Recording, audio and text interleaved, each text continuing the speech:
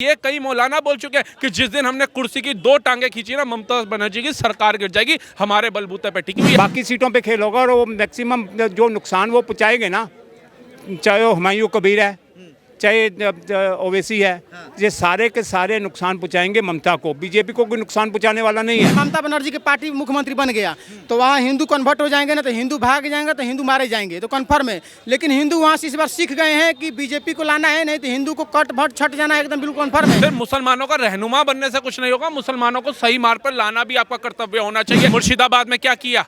बलात्कार करवाए, उनके घर लूट लिए, उनको पलायन कर दिया कि नदियों के सारे उनको बोटों में बैठ बैठ करके जाना पड़ा। बंगाल के अंदर भी जो स्थिति देखने को मिल रही है, सेना को सैल्यूट है, एक नहीं 1000 बार सैल्यूट है। और ऐसे दंगइयों को जो मेरे देश को काटने की बात करे, तोड़ने की बात करे, उन्हें जबरदस्त पट्टे बजाओ। अरे जा रही है तभी तो जितना से जितना प्रताड़ित करना है, हिंदुओं को धमकाना है, हिंदुओं को गाली देना है, मुसलमानों को किस तरह खैरात पहुंचाना है। अरे धरना को अपने लिए था, हमें चुनाव में जाना, बेटी का राग नहीं पा, दोषियों को सजा न मिली। नेता कह रहे हैं ममता बनर्जी का एनकाउंटर उनकी हत्या करने की साजिश कर रही है। पहले इनका पैर तोड़ने की साजिश करी थी, फिर इनका हाथ तोड़ने की साजिश करी थी, अब इनका एनकाउंटर करने की साजिश करी है। सारी साजिशें जो है इस समय बीजेपी कर रही है, लेकिन वो लोग नहीं कर रहे हैं जो देश को लूट के खा रहे हैं, वो लोग नहीं कर रहे हैं जो संदेश खाली में बलात्कार करा रहे थे, वो लोग नहीं कर रहे हैं जो आर्टिकल मेडिकल कॉलेज में बिटिया का बलात्कार करा रहे थे, वो लोग नहीं कर रहे हैं जो मुर्शिदाबाद के लोगों का प्लान कर रहे थे, उनकी बहन बेटियों की आबरूएं लूट रहे थे, उनके घर के खजाने लूट रहे थे, वो लोग नहीं करा रहे हैं जो उनको दोबारा ना बसा करके मुर्शिदाबाद में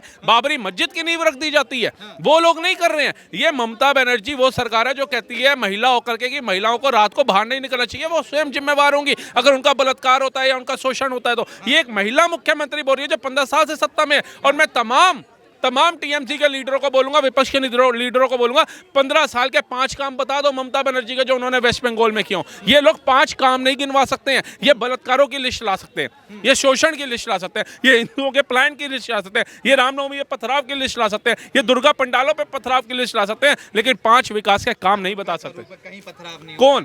कौन? ममता बनर्जी माँ दुर्गा का रूप है। हाँ। माँ दुर्गा ने कभी ऐसे हाथ नहीं करे थे जा करके, ये याद रखना। हाँ। माँ दुर्गा के हाथ में ना तलवार थी, परछा था, सारी चीजें थी, शेर की सवारी थी माँ दुर्गा।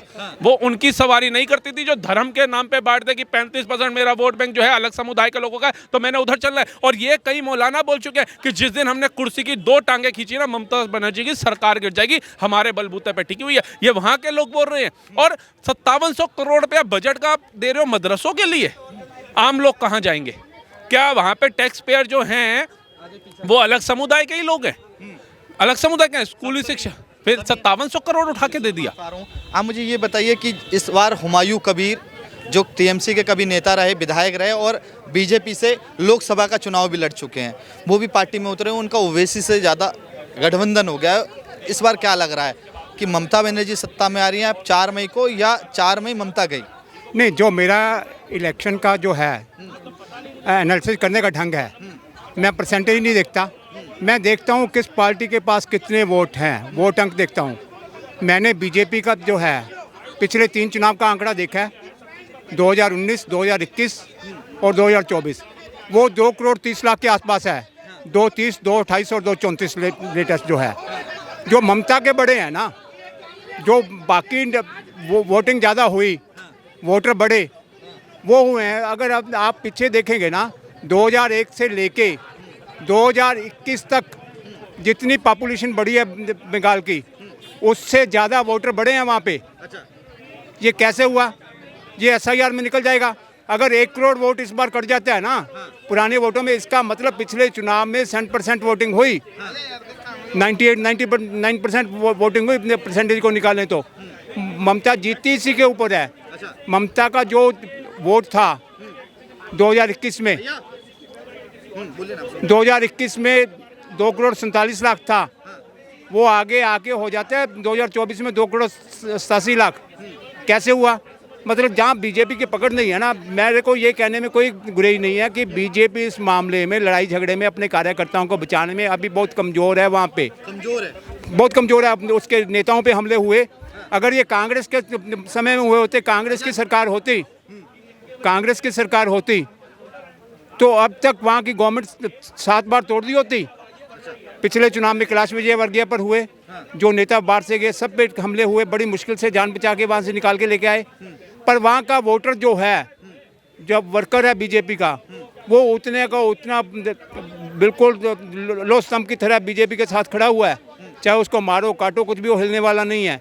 तो इस बार जो अगर 1 करोड़ वोट कट गया ना, तो ये बात मान के चलिए ममता गई। और मैंने आकलन किया है, जो 98 सीट है ना ममता की, वो पक्की है।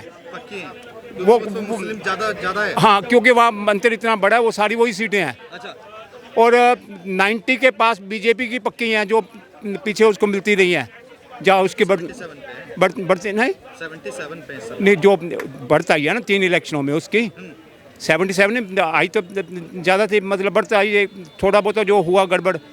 तो 90 सीट के आसपास में वो पक्की मान के चलते। बाकी जो सीटें हैं ना, ये करीब 190 सीटें निकालने के बाद बाकी सीटों पे खेल होगा। और वो मैक्सिमम जो नुकसान वो पहुँचाएंगे ना, चाहे वो हुमायूं कबीर है, चाहे ओवैसी है, ये सारे के सारे नुकसान पहुँचाएंगे ममता को। बीजेपी को कोई नुकसान पहुँचाने वाला नहीं है। पिछली बार ममता बनर्जी का जो जीतने का आंकड़ा रहा भाजपा से, वो 65 लाख वोटों से ही रहा, मगर इस बार 75 लाख वोट SIR में काटे हुए हैं।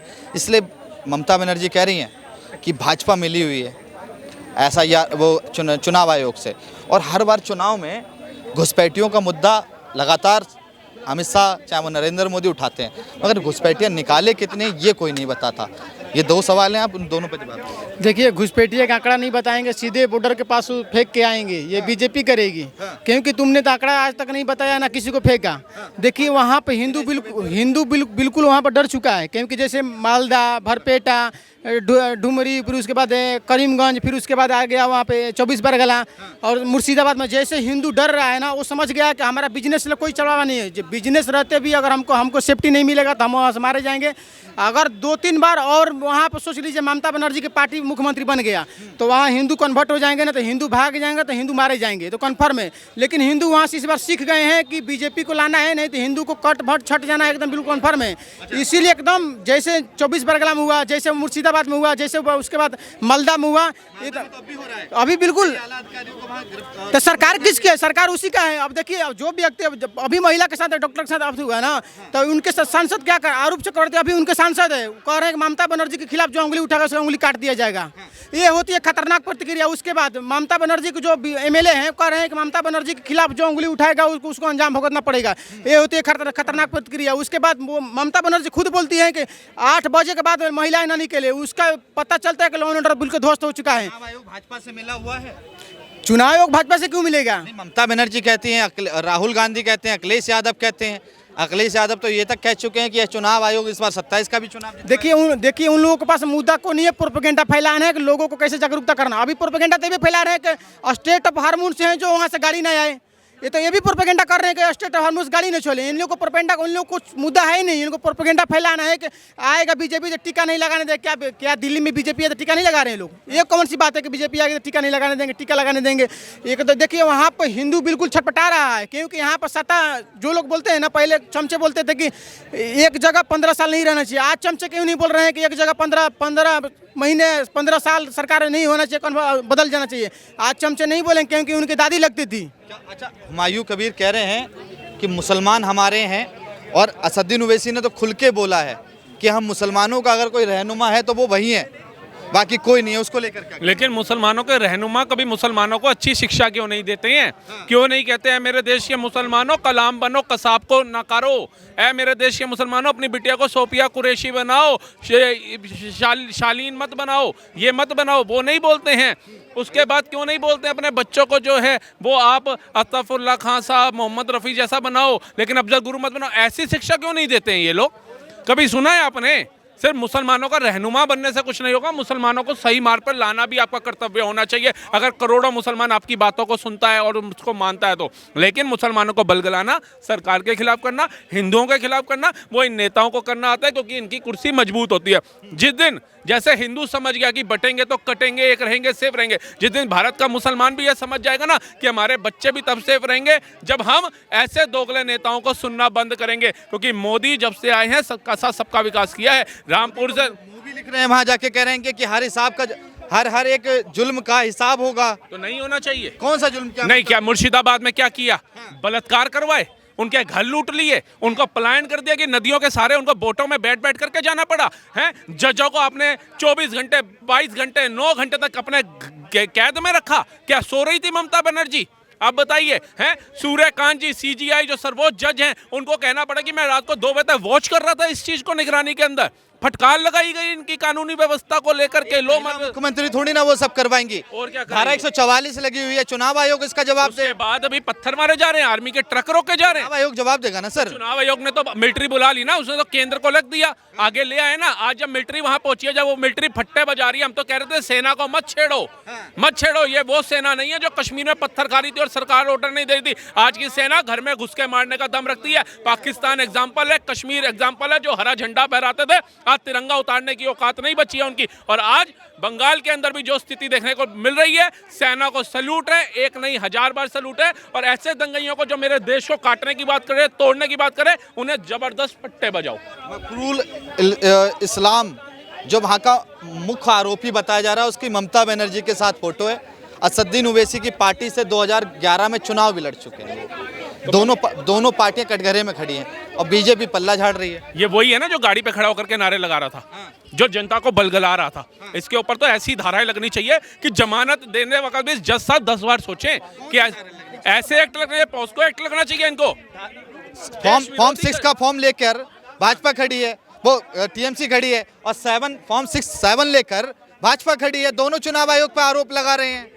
भाई साहब फॉर्म 6 भरो ना, आपके घर में नहीं आए थे आपका वोटर आई कार्ड मांगने, आपकी फोटो परेशान है, इसलिए उनको जनता परेशान है ममता बनर्जी से। जनता परेशान वोट चुनाव आयोग से परेशान नहीं है, मोदी से परेशान नहीं है, वो ममता बनर्जी से परेशान है। और वो कह रही है हमें परिवर्तन चाहिए और हर हालत में परिवर्तन होगा। आप देख लेना 2026 का चुनाव होगा और 4 मई को ये कह रहे होंगे ईवीएम में घपला हो गया, चुनाव आयोग बिक गया, सब कुछ बिक गया। अब ये सब चुप है। 4 मई चौथी बार ममता सरकार। अरे जाइए, चौथी नहीं चौथा होना है सरकार का तय है।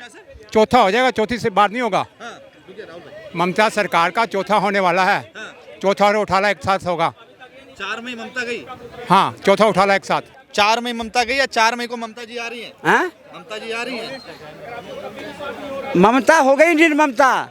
अब के बाद बंगाल की जनता ने कर दिया उसे चलता, कहीं कुछ नहीं होने वाला है। वो देख लिया कि हमें जा रही हूँ, इसलिए जितना से जितना कहर ढाना, जितना से जितना अरे जा रही है, तभी तो जितना से जितना प्रताड़ित करना है, हिंदुओं को धमकाना है, हिंदुओं को गाली देना है, मुसलमानों को किस तरह खैरात पहुँचाना है, किस तरह सुप्रीम कोर्ट को बंधक बनाना है, ये सारी बातें हद पार कर रही है।